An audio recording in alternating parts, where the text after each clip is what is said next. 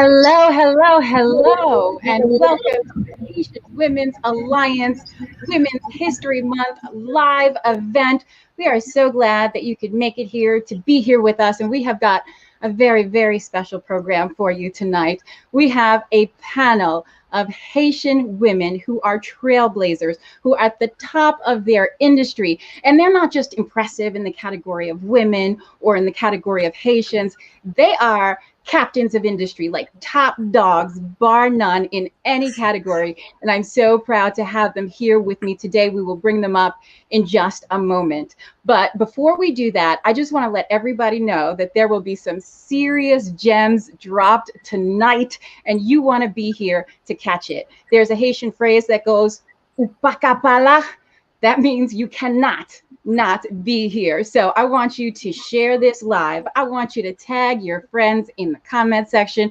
I need you to DM them, WhatsApp them, email them, text them, do what you got to do, but make sure they are live with us here today to catch these gems, because sharing is caring, people, and you do not want to miss it. And don't worry, we will wait. So in the meantime, before we bring these ladies up and we start dropping those gems, I want to tell you a little bit about the Haitian Women's Alliance, because we are an extraordinary organization. We're fairly new, but I want to tell you that we are a professional organization dedicated to building a community of women across all sectors, to expand networks, to educate, and to celebrate accomplishments.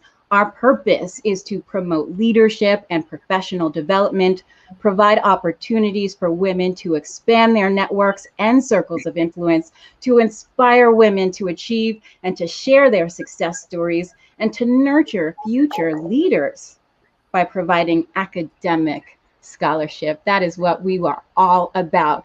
So hopefully there's some more people on this live, and I want to encourage everyone to jump in the comments, to drop some comments, give us some encouragement, ask some questions, because about halfway through the program, we are going to be taking your questions. And I spoke to all the ladies ahead of time. They have agreed to answer whatever questions you ask. So please feel free to do that.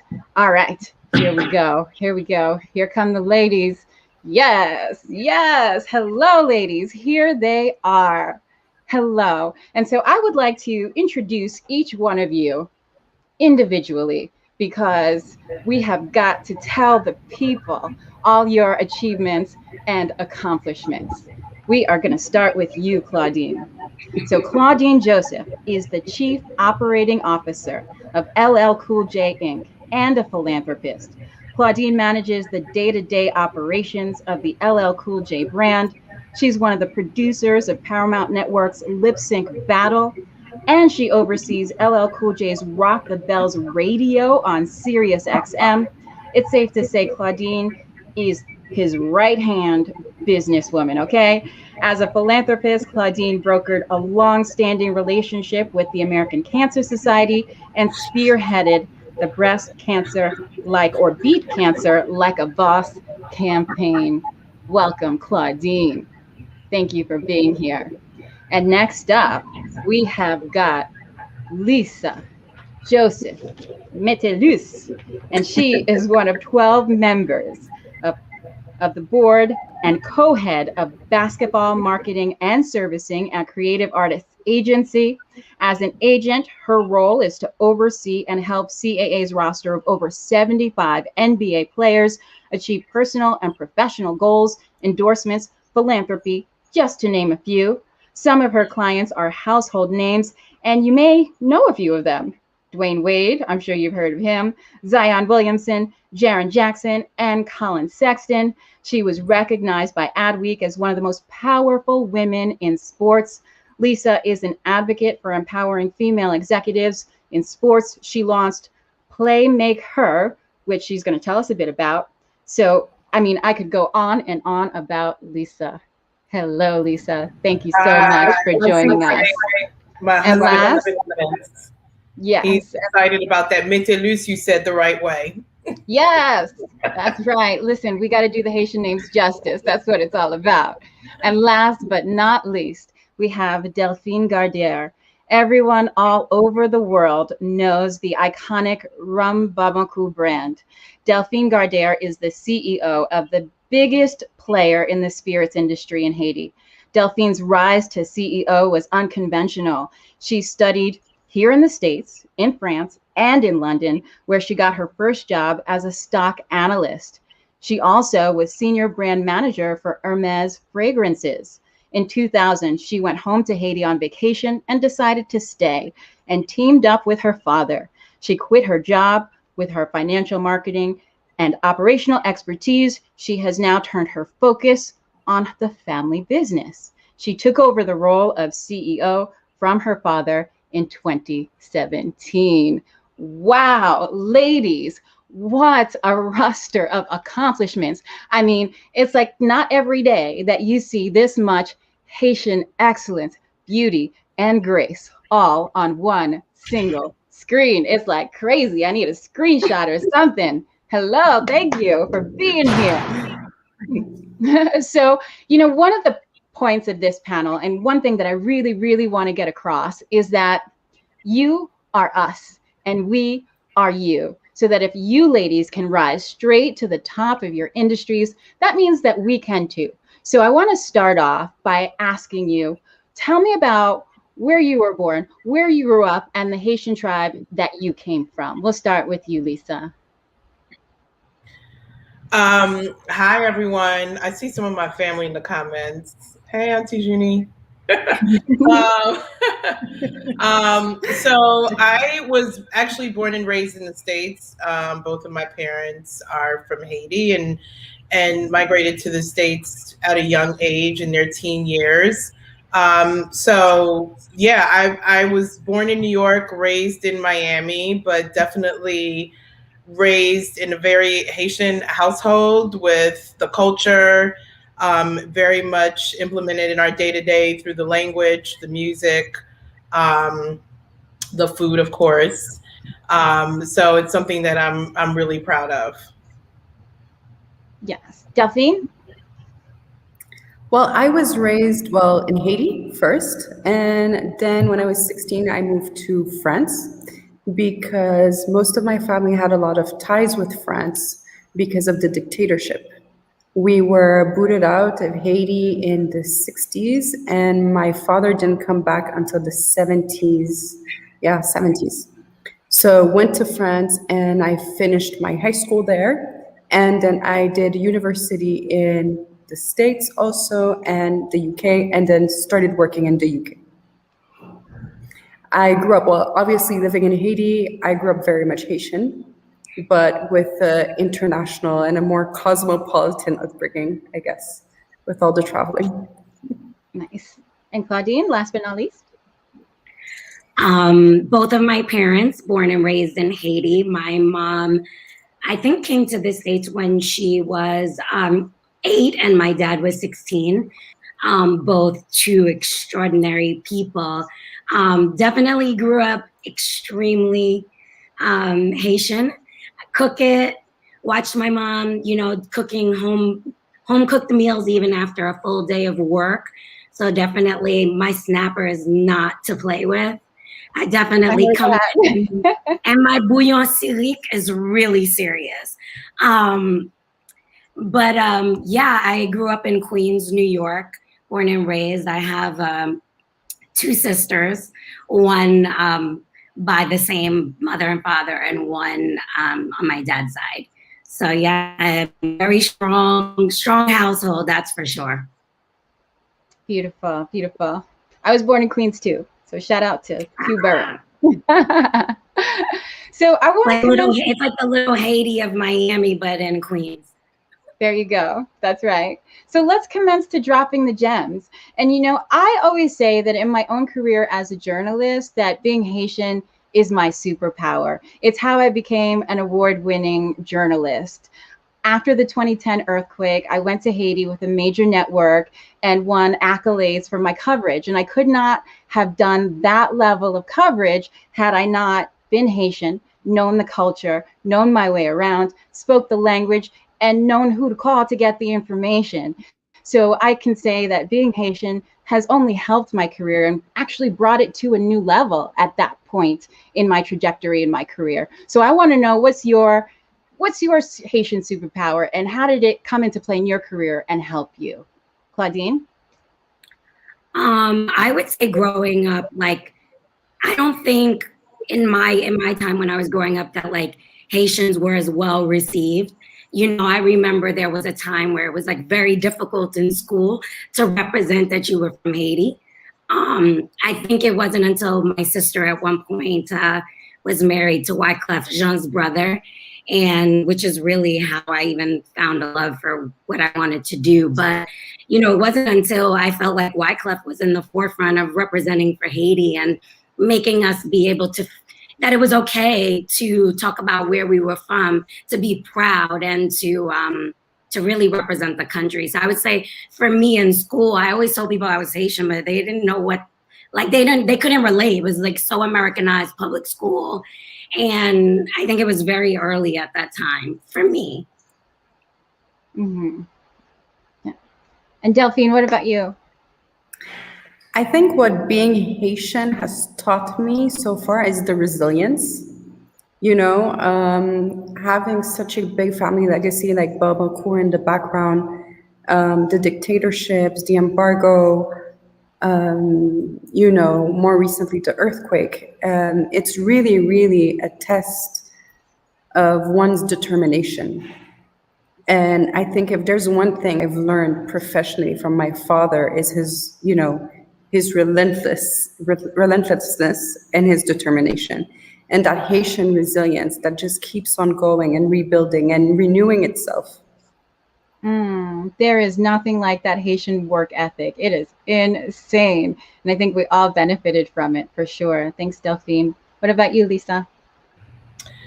I would say, you know, for me, it's just being rooted in culture and having a connection to something greater than yourself. And I say that as I've gotten older, you know, and it's interesting because we recently moved to Los Angeles, and growing up in Miami, there's obviously a huge Haitian community, but the work that I'm in, there's really very few of us, you know, very few.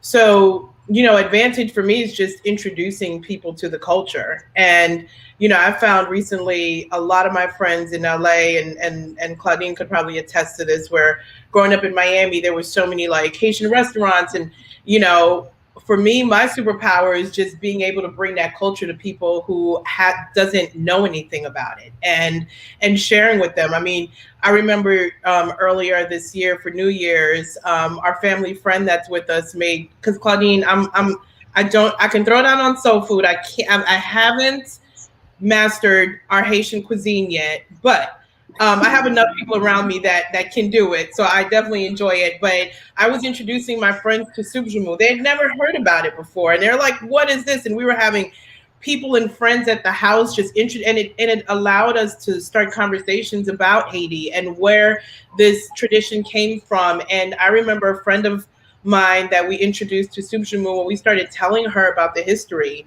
like she was in tears and she was so grateful.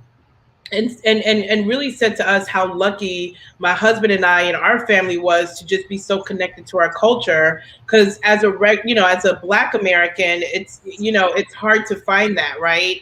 Or it's not as deep and rooted as, you know, Haitians and people that are from the Caribbean. So she felt connected. So for me, it's really been, I'm in an industry, and probably like Claudine, where there are so very few of us, and it's the power of introducing people and bringing them into our culture, whether it's through food or whether it's through music or just, you know, our environment. And that for me has been really special.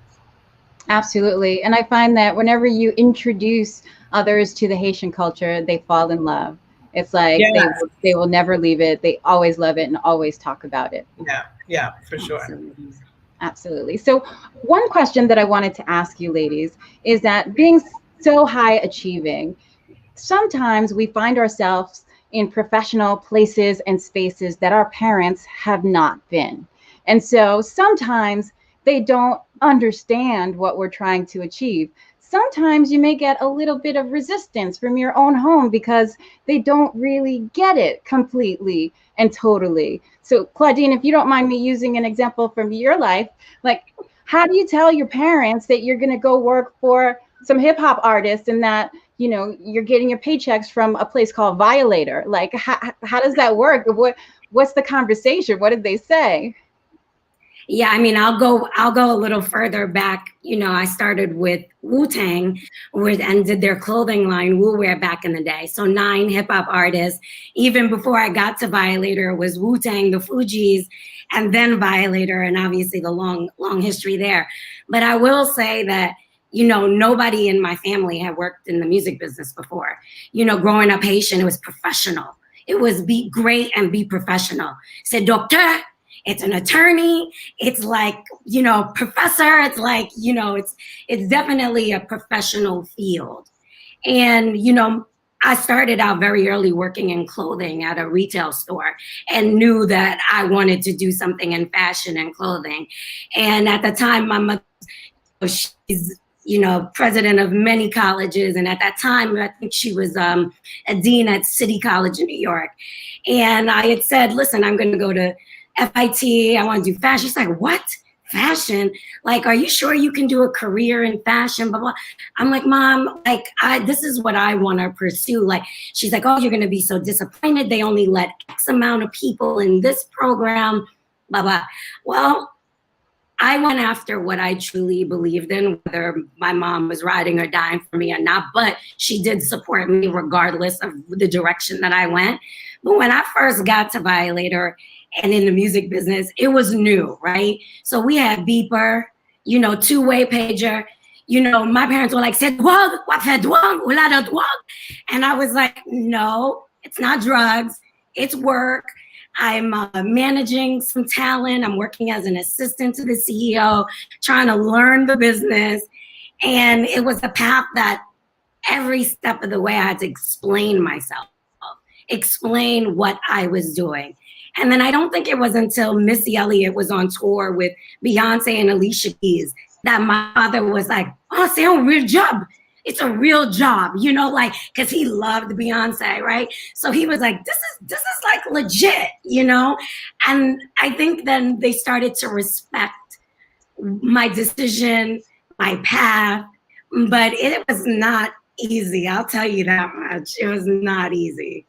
Wow. So you had to prove yourself, and then they were like, oh, okay, we understand. They were like, okay, I'm now, after they saw it visually, they understood. But going to work every day, they didn't understand what I was doing exactly. You know, Busta Brown, no, Busta Rhymes. You know, it was like, this is who I'm working with, you know? Wow. So Delphine, what about you? Was there anything in your professional path that your parents didn't quite understand or stand behind? Oh, many, but for me, because my family is a very Haitian family when it comes to studies and everything. So engineering, law, and law, basically.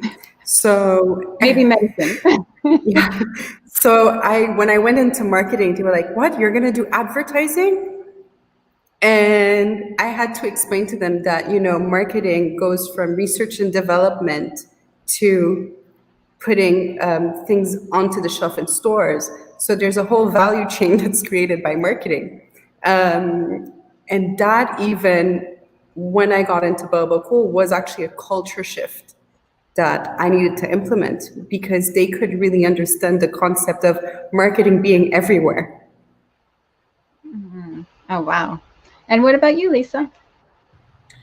You know, I think for me, it wasn't, I mean, I think my mom at the time might have been a little bit more skeptical, but being that my dad was like such a huge basketball fan, I think he got it right away.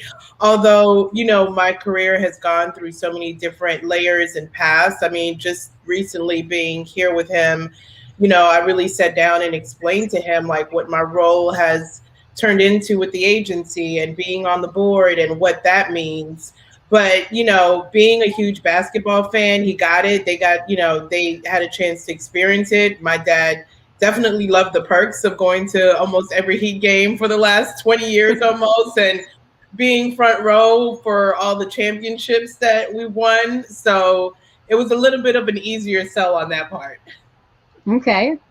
And so before we start taking some questions from the folks who are watching, so let me just remind everyone who is watching the screen on YouTube and on Facebook, please ask these ladies questions. They are here for you to impart some advice that may be able to help you in your own career. So don't be shy about popping those questions in there, and then we will certainly get to them. But I want to ask each of you ladies this. So from where you're standing, from this position of success, when you look back on your path, is there something that you feel like if you knew could have made the journey a little bit easier? Delphine, we'll start with you. I think that one of the things I wish I had known is that sometimes to go further and faster, you need to slow down a bit. When I was 4 or 5 years ago, I was just really impatient to get things happening and get things moving. And sometimes you just need to gain perspective and understand why is it not moving through as quickly as I wish. So you wish you would have been more patient? Yeah, a lot more patient. And what about you, Lisa? Honestly, I don't know if there's anything in particular I would change, only because I feel like everything that, and I know it sounds cliche, but I really do believe that every obstacle, derailment, that I've been through, like, really allowed me to be where I am and be comfortable in my skin and be confident. And I know we've all struggled and have obstacles in our own way in our career paths, but I really feel like, some of my biggest mistakes kind of, allowed me to go further in my journey or reevaluate or not make the same mistakes again. So for me, it really is what shaped me. Everything has shaped me to get me to where I am right now. Beautiful. And what about you, Claudine? So I kind of agree with Lisa. I think, in our lanes, very, very similar in that respect. But what I will say is I wish that there were more women mentorship for me. There are now, and there's also the internet, and there's a lot of access to people that we didn't have prior to this, right? So I really feel that, like, if I had some other women that really took me under their wings or like helped me kind of like navigate or give me some pearls, some wisdom, I think it'd be great. I do, think like with Lisa that in terms of those mistakes, some of those mistakes have definitely helped me get to where I am today. But I think had I had a little bit of, some guidance, things could have been even more different and maybe bigger, right? Like, and that's not to say that it's not what's happening today. It's just that I do think that as you grow, like having a sounding board and having somebody to talk to about stuff just gives you a different perspective. Right, absolutely. And that's what the HWA, the Haitian Women's Alliance, is all about as well, is providing mentorship so that the people who are coming up, the women who are on their way, can look to women like us for advice and for mentorship. So definitely, I feel you on that. All right, we got some questions streaming in. Actually, we got a lot. I saw some very early in the broadcast. I'm going to try to take them in order. So if you see me looking off to the side, I'm looking at the questions here. All right. Let's see. Here's one. Here's the first question that came through. Let me see if I can pop it up there. Ooh. And there it is. Okay, a question from Sekou Osorio. I hope I pronounced your name right. My question is for Lisa. When did you know you wanted to work in sports marketing? Great question. I think I knew very early on I am not a fan of math or science, right? So like that was X'd out. So there was no medical field for me or any of that. I knew that I really loved communications in some way, and I loved the advertising and marketing. I also was not athletic. No, athletic bone in my body, but I loved the sport, right? And I loved what athletes represent and the impact that they can make. And I felt like I wanted to be part of telling their story and shaping what their vision is and implementing what their vision is to create impact in the community. So whether, and that can come from so many different ways. A lot of my work early on was really community based with athletes and building, I was part of Alonzo Mourning's Overtown Youth Center, which was a whole building that we built in Overtown in Miami, right in the most impoverished area in the city of Miami and really in the country, to provide opportunities for underserved kids. And I think once I realized, and I did my internship with the Miami Heat, and I saw like the impact that these athletes and personalities can make by giving back or reaching out, I was like, oh, I'm in. This is what I love to do.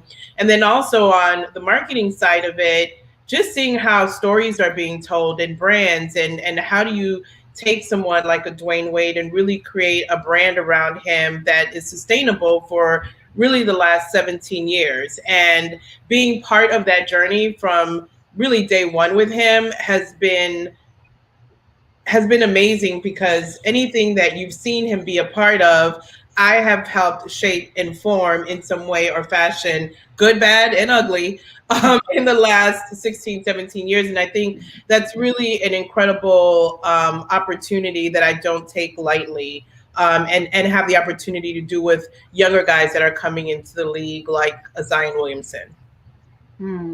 Wonderful. And it's so amazing and impressive that you have worked with so many of these big celebrity names and have added value to their careers to help them go even further. So kudos to you on that. Thank you. And so let's take this question from Gina Faustin.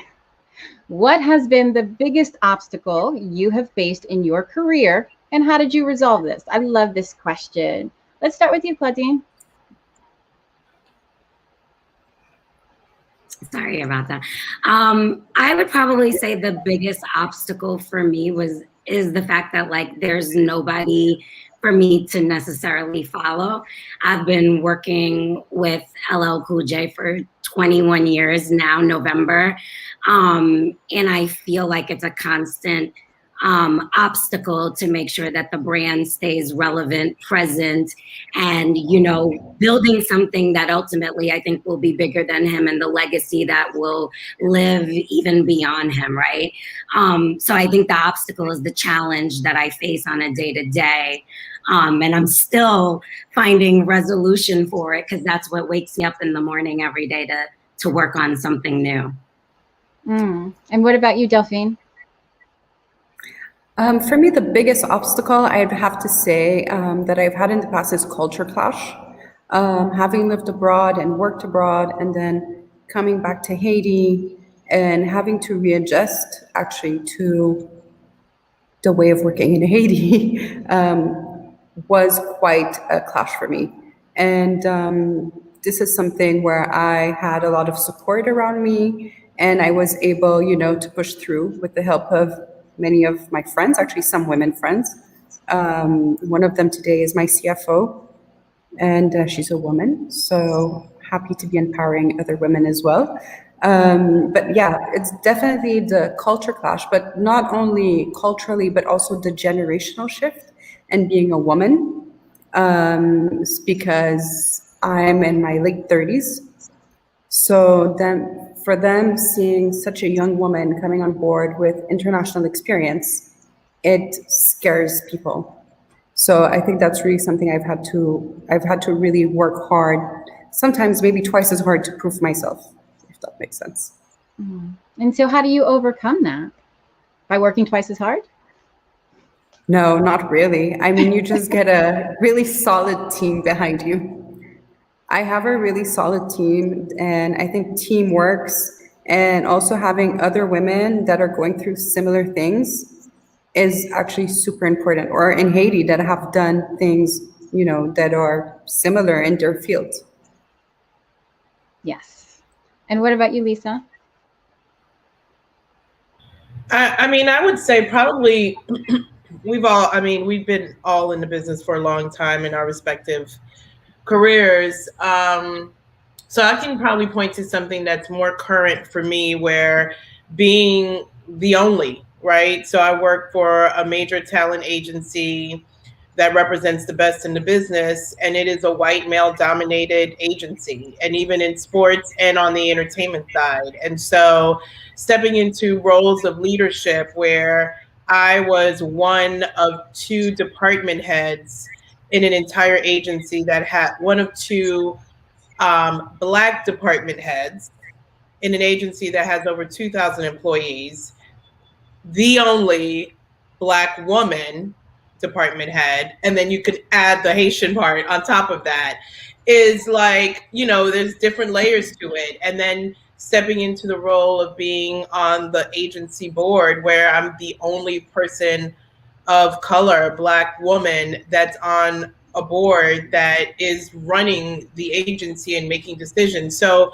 for me, I mean, I don't like to say those are obstacles. I think those are great challenges. And I look at how do I use this moment to really create opportunities and make room for the next.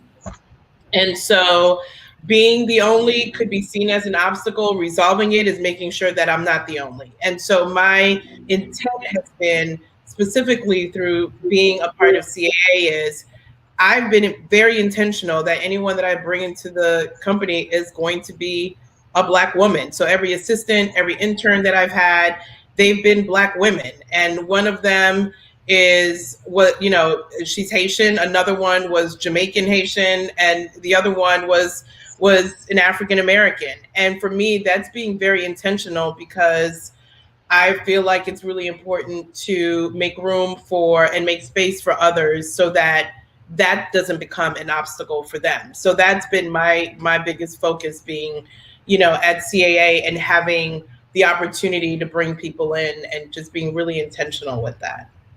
That's beautiful. I love to hear that, because other groups do the same. So it's up to us to empower our own, lift up our own women of color, and to make it happen for Haitians everywhere. And make no apologies about it. Like, I'm telling you what I'm doing from the very beginning. So it's very clear, and no apologies.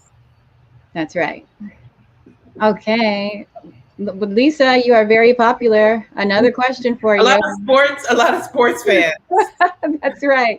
Okay, so this is from, I hope I pronounced this right, Kerlin Veillard Marcel.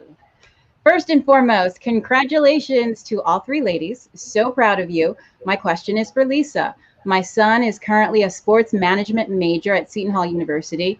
What advice can you provide to him in this field? Thanks. I would say really, and it sounds cliche, but it's really the old system of networking, taking advantage of opportunities, interning. My career really started because I did an internship with the Miami Heat. Like, that is how I started. And that's what and every person that I've hired has come through interning for me. So I think, the internship is really, really major. It obviously doesn't pay a lot. It's a sacrifice that you make. But on two levels, it introduces you to people in the field, and it gives you a deeper understanding of what you want to do. So when I came in to the Miami Heat, I thought I just wanted to do marketing, but I made myself available through my internship on the PR side and the community relations side, and really got a 360 view of what it means to be in the industry. So the biggest advice is to try to connect with people as much as possible in the field, and see if you can land an internship that'll get your foot in the door. That's great advice. Okay, we have another question, Joanne Benoit. Well, she's got like 3 questions in one, but I like the last part of her question, which is actually something that I wanted to ask you ladies as well. What does giving back to the community look like for you? Delphine, let's start with you. On my free time and during my work time, we have a foundation So we work a lot with the areas around Barbancourt, where we do clinics. We also support arts and crafts, education, higher education, and also, well, during work and my free time, I like to work on female empowerment because I think that in Haiti, this is something that has not yet been, how do I say, been implemented. There aren't many women leaders, and I think that it's time for a bit of a change in that area. Yes, definitely. I do agree. And what about you, Claudine? What does giving back to the community look like for you?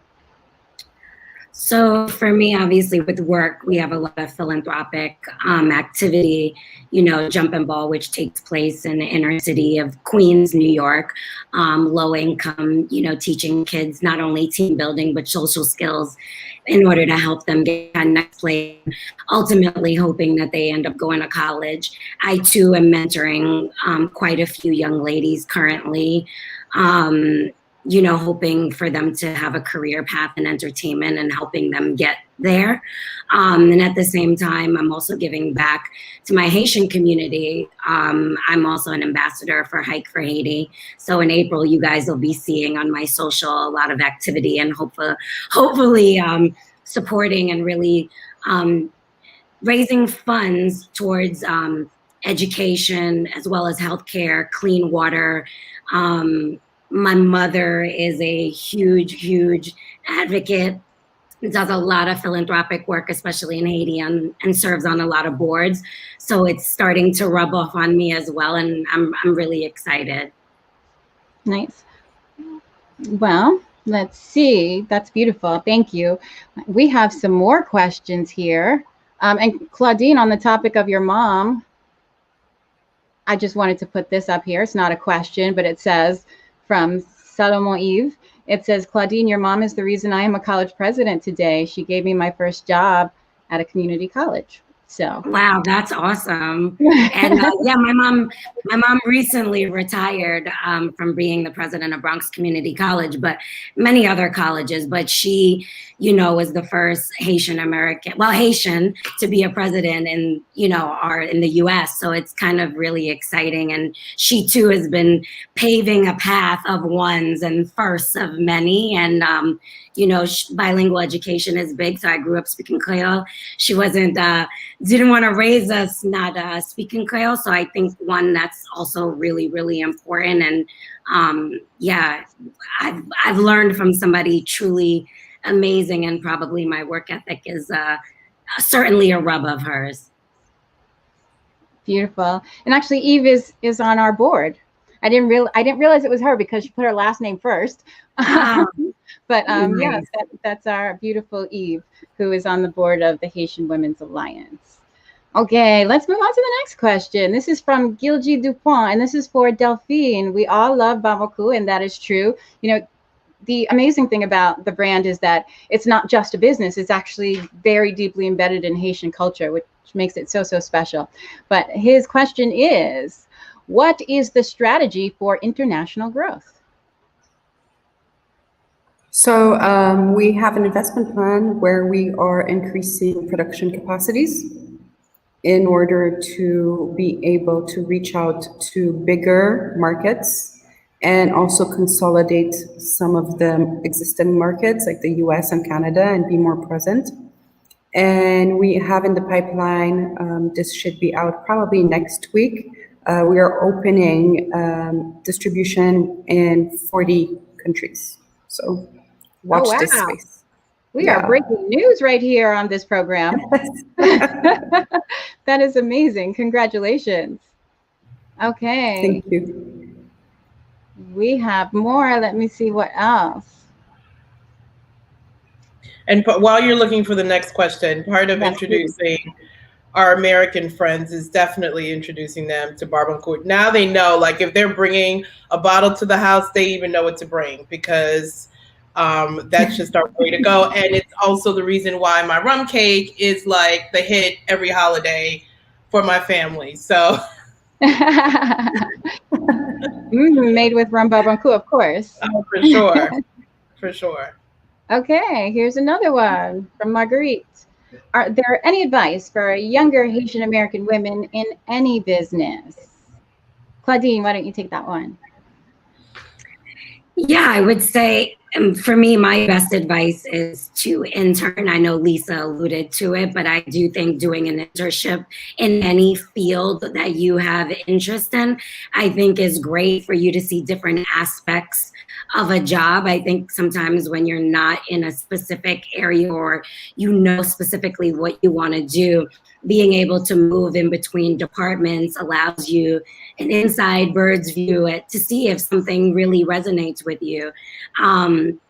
I truly believe that internship really what is really how I think women can grow in an industry of interest for them.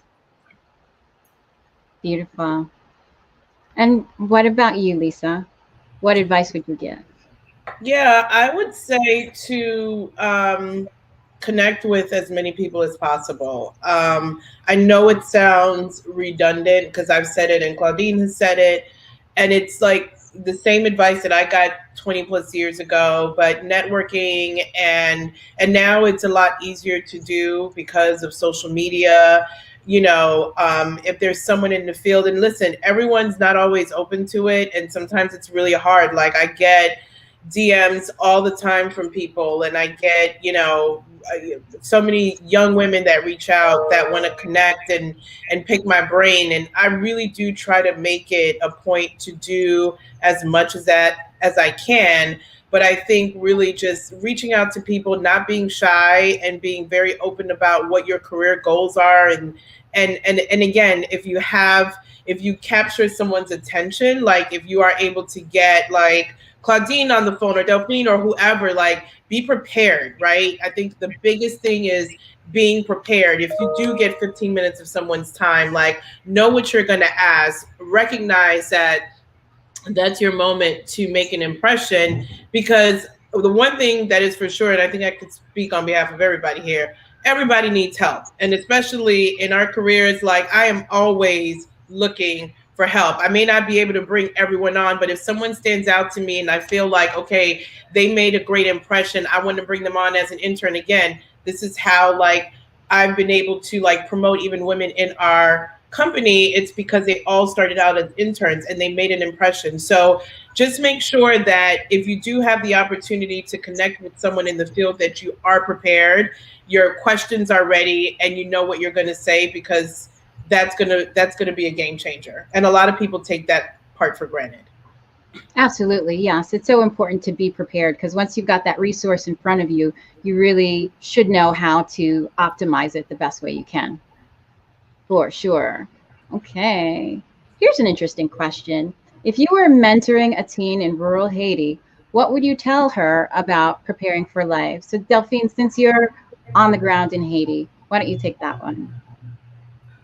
I would say be ready for challenges, be ready for obstacles, but be determined, know where you want to go, and tête frette. Stay calm and grounded and keep going. I see you shaking your head, Claudine. Do you have anything to add to that?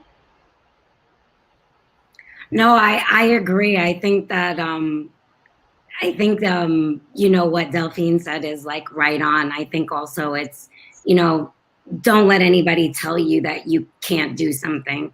I think that, a lot of times we try to follow by success that we see, but that doesn't diminish a dream or a passion that lies within. And I think that they should pursue, persevere, and keep going. No is not an option. Keep going. Absolutely. And I think that is just so exemplary of the Haitian mindset and resilience, is that, no is just the beginning of the negotiation. We don't stop there. We keep going for sure. Okay, here's another one that is interesting from Alexandre. He says, you are all incredible and successful professionals. Thank you for sharing your time. How do you think music and sports could bring about positive change in Haiti? By the way, D Wade is one of my idols. All right. So Lisa, why don't you take that one? Another sports question. I think that a big part of it is probably exposure and helping to change the narrative. I know for years, I can point to Dwayne, is for years him knowing my culture, I, always wanted him to visit Haiti. And a couple of years ago, he had a chance, and, he saw, obviously the earthquake and was supportive and fundraising immediately for that. But him actually going to the island and visiting Port-au-Prince and going to Ilavage and seeing it, it was like, wait a minute. Oh, okay. I didn't know that's what Haiti was. And him even like posting about it and sharing it on social or talking about it with friends as one of the most favorite places he's visited, like that changes people's perception, and that just helps to bring more awareness to the country. And I think that the more people that do that, like every time someone comes to Haiti, it's such a big deal. And I appreciate it, because I think it's just bringing more visibility and changing the narrative around the culture and the country. Yes. And Claudine, also they asked about music. How do you think music could bring about positive change in Haiti? Yeah, so I think honestly, music connects people, right? I think no matter what, and one thing that we can all probably contest and share is that during COVID, you probably had a record that got you through a lot that you listened to. And, I am just a huge fan of all music, but I do love my compa.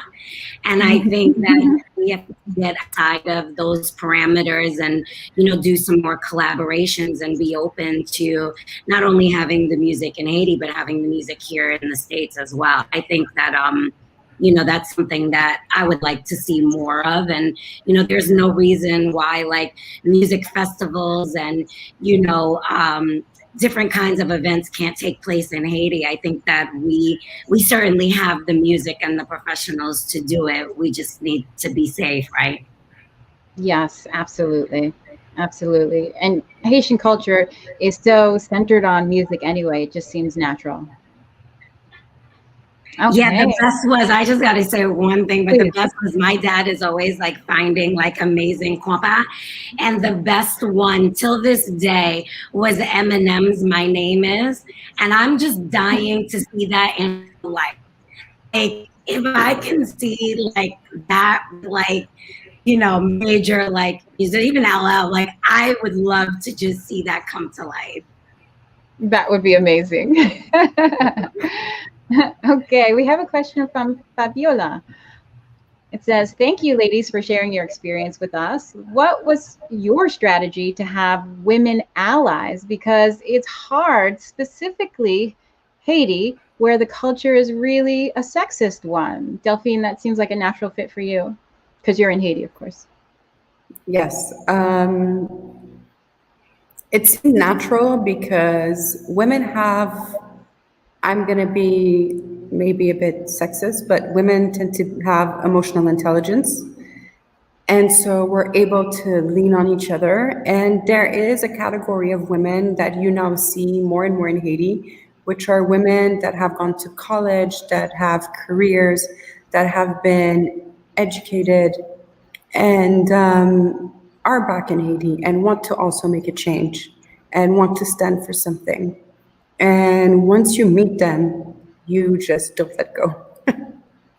Yes, absolutely. And I don't think it's sexist to say that women have emotional intelligence. It's just fact. I'm sure you ladies agree. Absolutely. And what about the other ladies, Lisa and Claudine? Have you found that sexism was a factor in your rise in your career? I'll say that, I've been really lucky to work with a lot of men that also really appreciated women and gave us an opportunity, a chance. Like, I know that there are many stories where things may not have gone the way that they have, but all through my career, I've always been very vocal And I've always like pushed to kind of keep going and to get past the norm of just being an assistant, the norm of just helping. No, I want to be in that boardroom too. I want a seat at the table. Actually, I'll bring my chair to the table. Like I've luckily been welcomed by all the men that I've worked for, and they've also mentored and guided me in that place.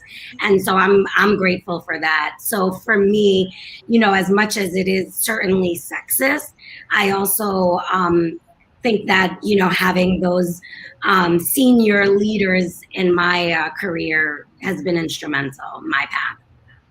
Yes. And what about you, Lisa?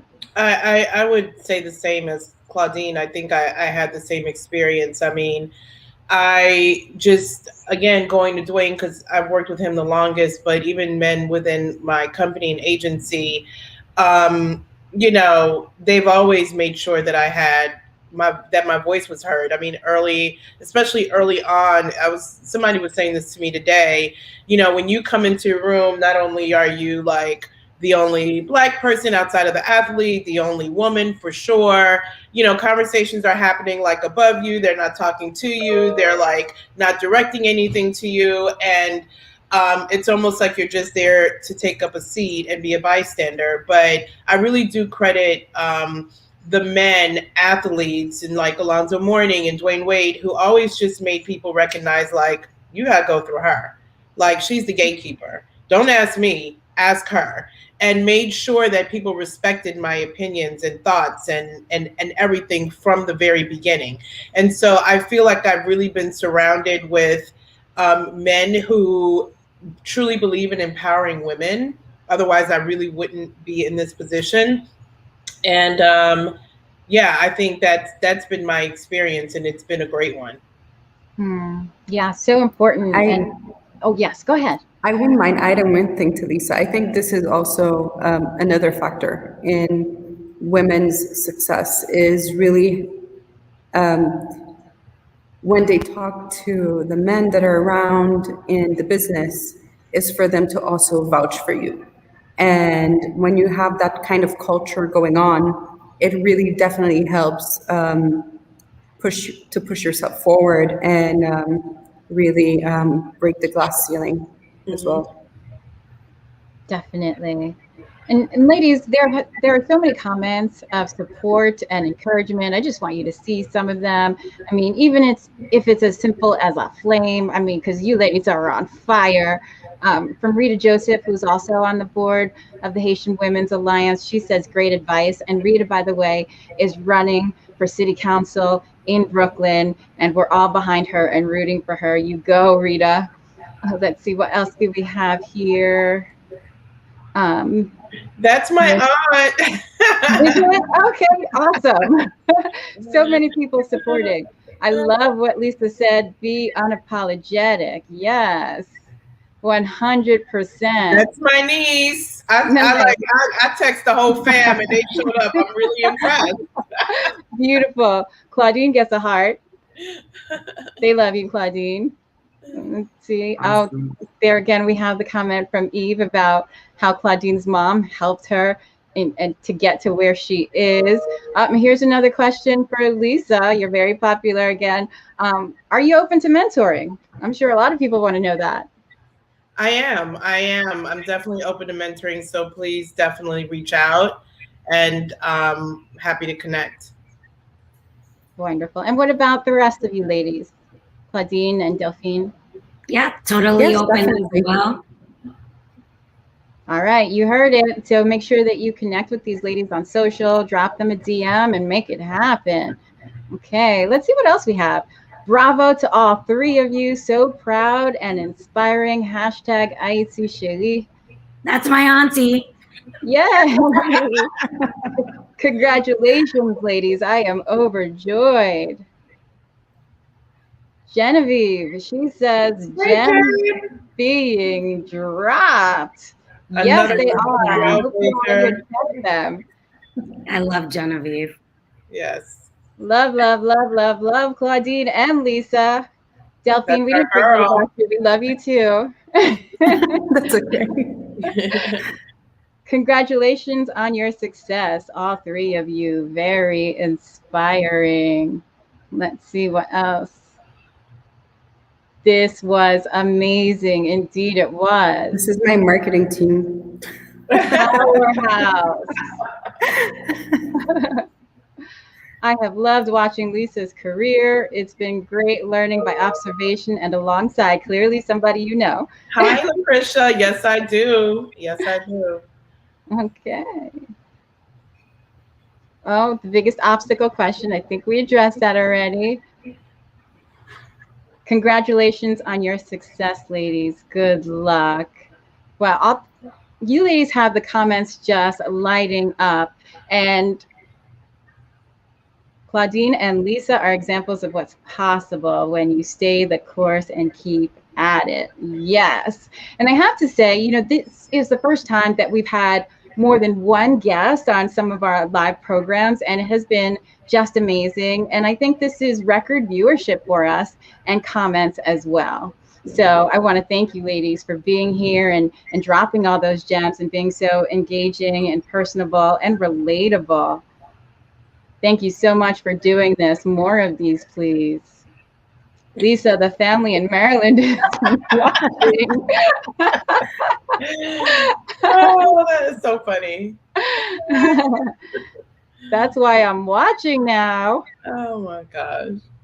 Loved listening to all of you. So proud of all of you. Haitian pride. Oh, That's my Aunt Joseph. Yeah. And here's another question, and perhaps we can wrap it up with this. So I know that you ladies have reached so far in your career, but do you have more to accomplish? What are your current goals? Where else do you want to go? Delphine, let's start with you. I want Barbancourt to be a lot more international. This is my current goal. So it means ramping up production. It means new territories and also consolidating what we have. So yeah, pushing through. Okay. Claudine, what about you? Current goals for me is keep going. I'm definitely not where I want to be. We're definitely in a great place, but there's still a lot of passion, growth, both personally and professionally. And I think also tapping further into spirituality, grounded, balance, fitness, a little bit more like well-being, making sure that there's balance and a healthy lifestyle in order for us to be able to do what we do. That's my current goal. Sometimes it's like so easy for the workout to suffer because the work starts, the Zoom, the calls. It's like I definitely, part of my current goal is to make sure that I'm growing personally with my business. That's right. A holistic approach. I like that. And what about you, Lisa? Claudine hit it right on the head for me. I think coming off of this year, it has been insane between the pandemic and, I mean, you know, I have a 6-year-old and an 8-year-old, and we've been homeschooling a year straight. I know Delphine's dealing with that as well. And I really haven't tapped into a lot of time for me and self-care and just making sure that my overall well-being is being like thought of and really top of mind.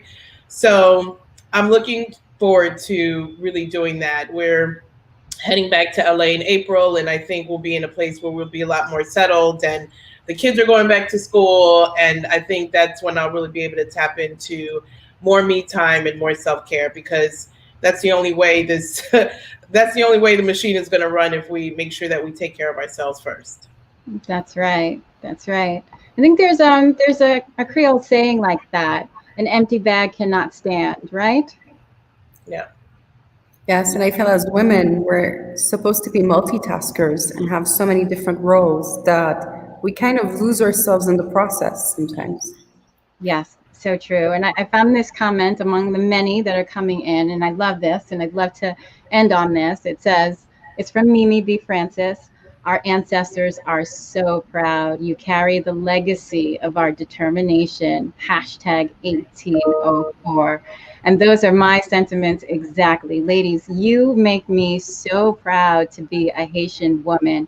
And I applaud you. I thank you for all your sacrifice, for all your success, for all your hard work, for being examples for myself and for everyone watching. You are phenomenal. Thank you so much. Thanks for having Thank us. you. It was awesome. Thank you. Yes, Yeah, thank absolutely. you. And thanks to everyone who tuned in. Amazing. Yeah. Thank you very much. It's been amazing. It's been amazing to be amongst these women as well. Thank you so Same here. much. Same here. You too, Delphine. This was Yes, like, for and sure. obviously, you know, the love, because, you know, we share the same last name. So there's a lot of love there. Yes. And for everyone watching, please stay in touch with us. Please follow the Haitian Women's Alliance. Please follow all of our illustrious guests, Claudine Joseph, Lisa Joseph-Metelus, Delphine Gardere, and DM us, follow us, stay in touch. We want to know who you are. We want to be mentors and examples. And thank you so much for watching, for taking part. We love you. Have a wonderful evening. Thanks again, ladies. Take care. And Marley, bravo. Marley, you Yes, were thank you, Marley. amazing. Oh, Bravo. thank you. Yes. Thank you so much. Good night, everyone. Good night.